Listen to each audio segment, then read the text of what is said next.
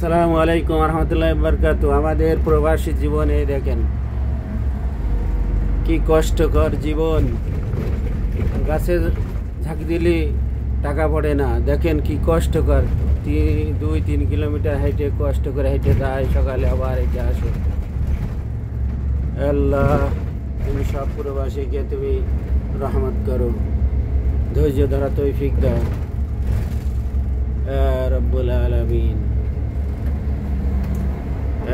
রব্বুল আলামিন।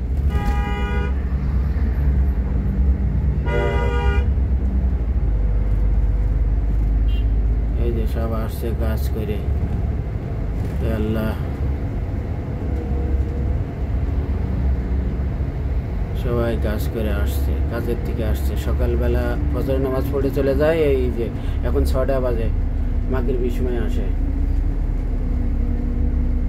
এই প্রবাস জীবন দেখছেন আপনারা।